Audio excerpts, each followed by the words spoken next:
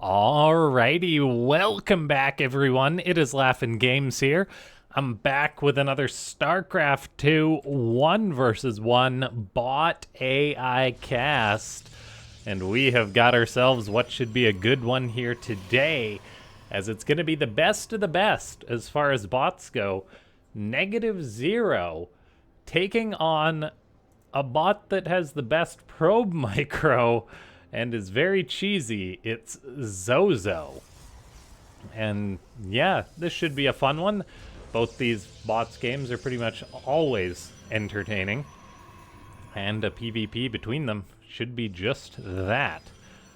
As we do have Zozo gonna throw down cheeky pylon. NegativeZero assigns 3 probes to actually hunt down the 1 probe of Zozo, as we have that rapid clicking taking place as the probe's like, I gotta get it.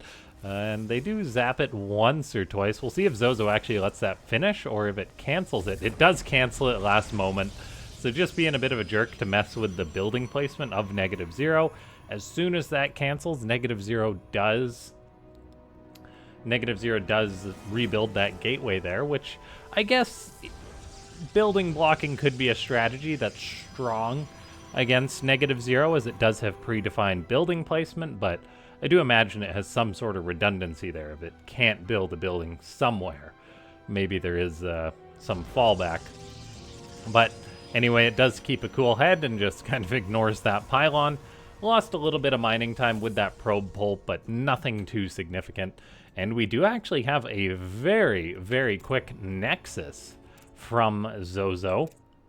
Now, going for a Nexus in PvP is an incredibly risky strategy because players can just be so darn aggressive and that kind of thing, and it's difficult to get away with. So we'll see if Zozo can actually potentially out-greed NegativeZero. It will have to contend with a couple of Adepts that are on the way from the Red Protoss, and then we do have an Immortal on the way. Now, as far as like overall pressure goes, Adepts are one of those things that they can cause problems, but if you defend them, you don't have to worry about like 2 Adepts, they pose a threat to your workers, but 2 Stalkers can pose a threat to your life, if that makes any sense. As like Stalkers, they can kill buildings, that kind of thing, kill your own army units quicker. We do have a single battery going up at the front for Zozo. Meanwhile, the 2 Adepts of NegativeZero are coming on in across the map. 1 Stalker is out for the blue Protoss bot. We'll just have to wait and see if it's actually going to get a wall up or not, because these 2 Adepts, they're coming forward. There is a probe that's transferring, but it's not actually there to build a wall. The pylon attempt is going to be late. We have the world's longest probe taser go down as the Adepts of NegativeZero actually get split up, 1 at the natural, 1 inside the main base, but there is a Stalker on it now for Zozo, and a Stalker in the natural now getting on top of these Adepts. So far, it's been 6 dead probes, which is definitely painful. Some probes are actually going to pull into the fight. There's that good micro by Zozo to try and maximize the damage, but no matter how you slice it, it is risky for probes to fight against Adepts. So NegativeZero laying on the pressure, now has 2 Stalkers poking the front. Zozo does have that battery though, and has 2 more Stalkers up there, but it does actually cancels, rebuilds the pylon due to that Adept shade. The battery may go down. Looks like probes are heroes and actually kill the Adept, which then gives the Stalkers permission for Zozo to break on out of there. So Zozo stays alive for now. It's currently 3 Stalkers to 4. The main threat right now is that NegativeZero is crossing the map with that Immortal. If the battery stayed alive, Zozo would probably be able to defend this quite clearly. Now I think it will need to pull some probes if it wants to stay alive here, but we're not actually seeing that. So the Stalkers are just getting out, well, they're just being out damaged, not necessarily out microed. It's not really possible to micro Stalkers against an Immortal and win, although Zozo does try. But now all the army units are dead for Zozo, so probes have to be pulled into the mix. As a Stalker does come down to try and save the day, but with the battery dying, that really goes the saving grace of Zozo potentially. So the battery dying just earlier on really hurt Zozo, and it goes to show that expanding in PvP is quite risky. I didn't even get a chance to do my spiel for this game. Yeah, like, comment, and subscribe if you guys haven't already. Yell into the comment section more bots, and if we can get a like, 5 likes for 5 minutes for how long this game was, yeah, click that like button. You guys have probably figured it out by now that this is a multi-part video. I kind of want to see these probes actually try and fight the stalkers. Yeah, so having a cheesier game to start this video off, as cheese is good. And that's definitely the truth. And it wasn't necessarily cheese, it was just NegativeZero being aggressive and playing a pretty standard PvP, all things considered. Zozo was the risky one by going for that. So we'll just load right on into the next game once all these buildings are all killed off. Stalkers and Immortals, clean everything up. And alright, here we are into our next game. It's gonna be ThomTest taking on Xena. A much needed rematch, as those of you that watched the SC2 AI tournament, ThomTest had a very difficult time with Xena, as it had to play a best of 5 against it, but it rolled Zerg at least. Was it all 3 games that it rolled Zerg? I think it might have been. So now we've got Xena playing Protoss, which means ThomTest may have much better odds in this match, as ThomTest is going to do what ThomTest does, but we'll see how effective it is against this one-base Tempest build by Xena. Oh no, this doesn't look very good. The odds are printed there, so ThomTest may need a miracle in order to win this game, but we shall see, as Xena does have quite a very strong one-base Tempest build in that it likes to go for cannons and batteries on the high ground, which may be a hard counter to ThomTest, but at the same time, I know ThomTest may have some updates, so eventually the win rates may turn around in its favor, as we've got a photon cannon on the way for Xena. And yeah, ladies and gentlemen, I kind of just threw it out there, but yeah, click that like button if you haven't already. If you do want to support the channel, consider becoming a YouTube member to support these daily casts. And if you're a bot author or just someone who happens to check out games on aiarena.net, you can send me any replays you find interesting, and odds are I will cast them for you. And yes, let's see here. Oh, I mean, if you guys do decide to become a YouTube member, that is one of the things you can get. If you have like ladder games or 2v2 games, I will cast them as one of the perks. So you can check that out. We do have a cybernetics core on the way now for Xena. You definitely need a cyber core to go for Tempest, as this Stargate is going to build. Now, like, I know Tempest are good, but in theory, like, a Marine Bio Rush could kill a Protoss before a Tempest Rush really gets off the ground, but it may just come down to the timing for this one of ThomTest, as it is producing that bio already. Who knows, maybe it'll be able to catch a Tempest or something like that. The Protoss bot does have cannons on the high ground, though, with a shield battery building in the back. Is that battery actually in... That battery is probably in range of those cannons, just barely. Although, it's actually tough to tell. And we don't get a circle when we click on it to see the radius on that. Anyway, Stargate will finish up for Xena. That means the Fleet Beacon is going to be next. But, like, a Fleet Beacon, it takes a while to build, 43 seconds. Then you got to build the actual Tempest, which takes, like, 30 seconds or something like that. So, like, ThomTest is getting an opportunity to produce a lot of bio, a lot of Marines. And if it actually does go for a move out, it might have some success here. Mule being pulled off the mineral line, very cool for ThomTest, so it doesn't waste any mining. I do wonder what the API limits are of a mule, per se. Whether that is something that the author just programmed via the timing. So you drop a mule and then you kind of just check that event and start a timer, 61 seconds or whatever, pull it off the mineral line. Or I wonder if you can actually do some math there to say, like, hey, the mule just started mining this mineral patch, but it's gonna expire before that, so pull it off the line. Anyway, little things like that are choices you can make when programming your bot. ThomTest does have quite a large amount of bio out already, 16 Marines, a Marauder. Now, Xena does have one Tempest just about out, and there probably will be a second one started up as soon as possible. No Chrono Boost on it yet. So Xena definitely could have been Chrono Boosting that. But for now, the first Tempest will move out. There we go. Second one being Chrono Boosted. An extra Photon Cannon does get thrown down. And here goes the bio for ThomTest, going to be looking to engage Xena as this one Tempest crosses the map. We'll see how much it's going to intercept the army of ThomTest or the reinforcements. And it's all just going to be on whether these cannons are strong enough in order to hold against all this bio. Like, this is +1 bio with combat shield. Like, ThomTest may be able to succeed here. There is 2 batteries, though, and they could cause the problem. There's the Tempest. We see ThomTest saying, hey, it's a Protoss, and now there is a Tempest shooting at its main base. So the bio's trying to go up the ramp. It's not exactly attacking optimally, though, as it did a lot of damage to that gateway. We then do have a battery overcharge on the cannon, so that is actually going to be problematic for ThomTest, as that damage is not being dealt. This gateway still hasn't died, and now Xena is just shelling away on ThomTest's side of the map. And as the Tempest grows, the problem will grow. One cannon finally dies, but yes, the targeting of ThomTest may not have been ideal in that situation. A difficult thing to program. And for those of you that are watching and are going to say, battery overcharge, what year is it?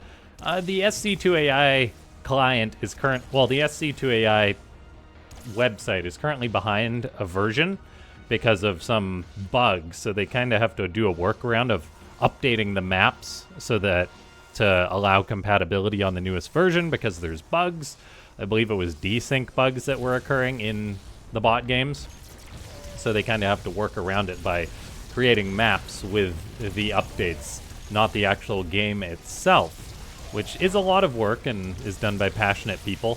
But yes, that's why we're behind a version. We will be getting on the new maps, on the new version and the new maps hopefully soon. That, of course, is surely going to break some bots with things that got patched. Like, I assume the Cyclone got touched again. Battery overcharge. Xena will not be able to battery overcharge. All the Protoss bot authors will have to update their bots because they might crash every time they try and use a battery overcharge.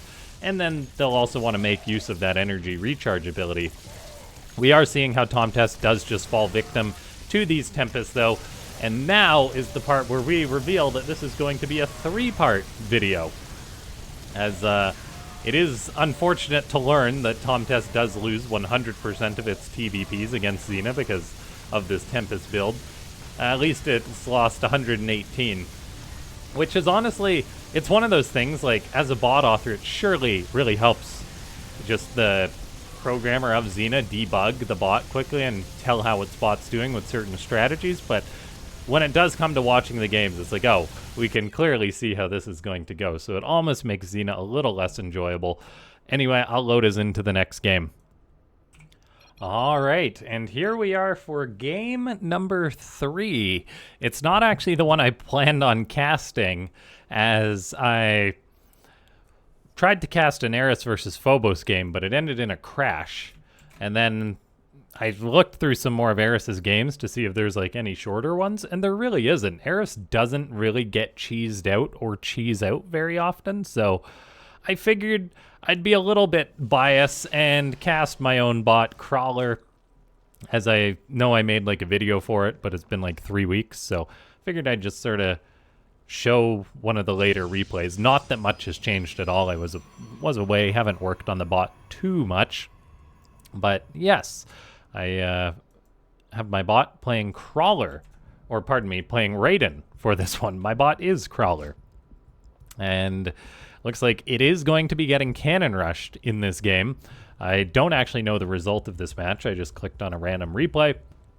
I'm blocking the results like I usually do, as Raiden, this Protoss bot, does seem to be building a forge and a gateway, being a little bit cheeky.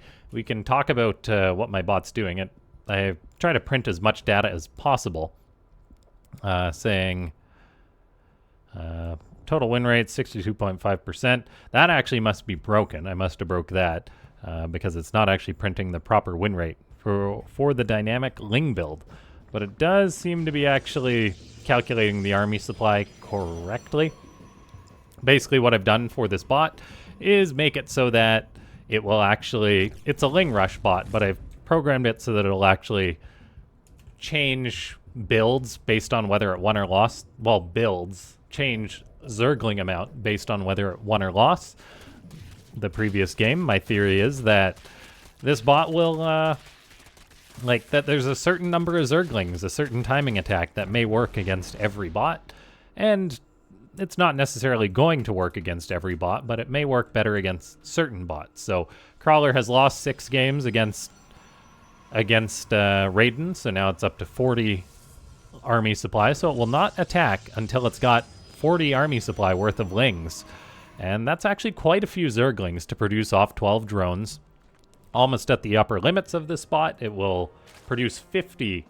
It will produce at most 50 Lings before it cycles back to doing 10, hoping to find a sweet spot where it will win.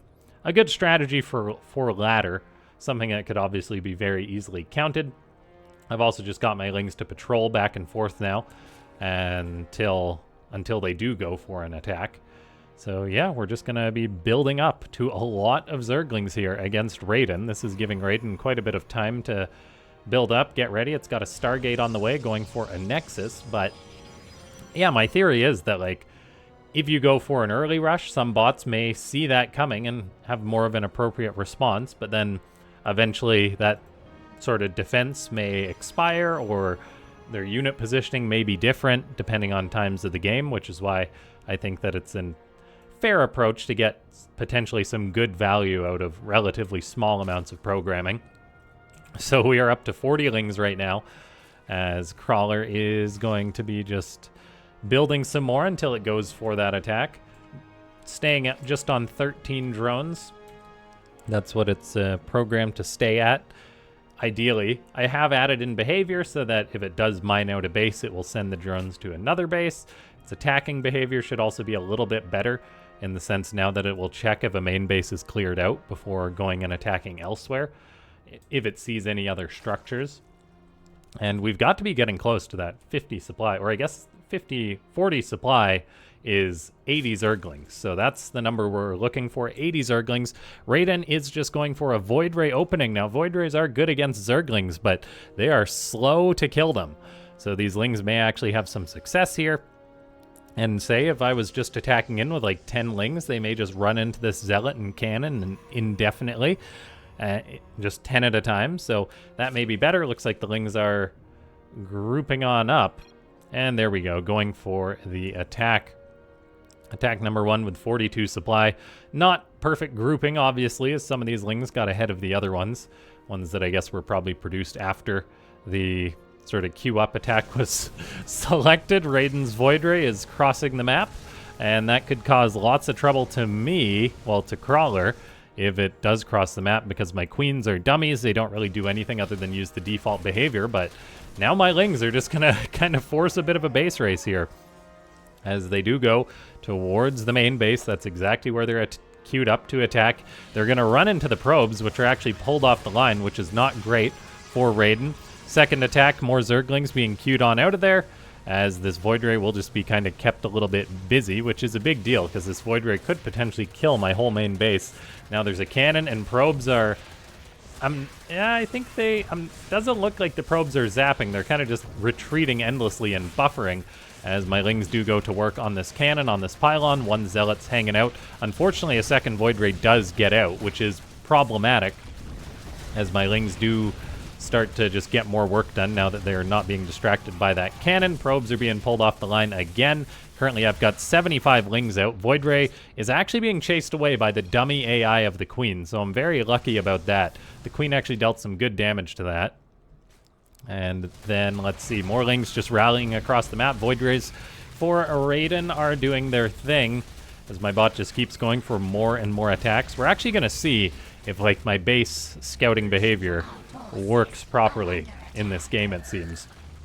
As I am setting to clean out the main base of Raiden, There's only 6 workers left. There is some mining at the natural, which could cause problems, but in theory, once this natural base is cleaned out, my bot should send these lings to go and attack this nexus.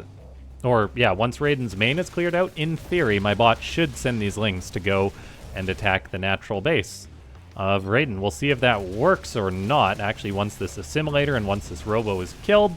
And, okay, so it's not going to do that until the next attack. So I think like 30 seconds later, this Void Ray is still killing lings. It's killed 24 lings, but it's just got relatively basic attacking behavior, so my bot is still able to keep spamming out these lings.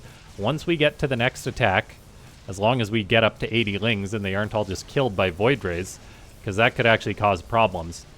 If I never hit 80 lings, my bot will never queue up another attack, which means it will never go to the enemy, which means it will never actually go to attack the enemy natural base. So who knows how long this is going to go on for, actually. And this is just a good example that lower level bot games are very, very goofy. We'll see. It's actually going to be fairly close, it seems, whether my bot ever hits 80 lings and queues up another attack. We're up to 74, 75, because we need to hit 80 before it'll go for another attack and then queue that attack towards the natural of the enemy base, because it doesn't issue extra attack commands or anything like that. We do lose quite a few lings there, unfortunately. So the number is okay, we hit 75. Can we break 76? Do we have 80? 78? Come on, hit 80. Let's see. It's going to be close. We hit 80 lings, 81. Okay, there should be another attack getting queued up sometime soon, but it may actually need to be above 80. I'm not sure about my logic. It may just only test for an attack every 30 seconds, so it won't be instant. But now it's above 80 for a few seconds, so it might actually hit that, which it better do soon, because Raiden is starting to rebuild. It's getting a forge. My queen is fighting a Void Ray. There we go. Okay, activating cleanup mode. So not the trigger that I thought would happen, but we see my chat spam, cleanup mode, that sort of thing getting printed. My lings will go attack the natural, since it's actually seen those buildings, but then after that it will have to go back into hunting mode to look for those buildings. And yeah, now there's no buildings to kill because it hasn't scouted out those other bases of Raiden, which is problematic for me. And then eventually it finds that, attacks the ground unit that it sees.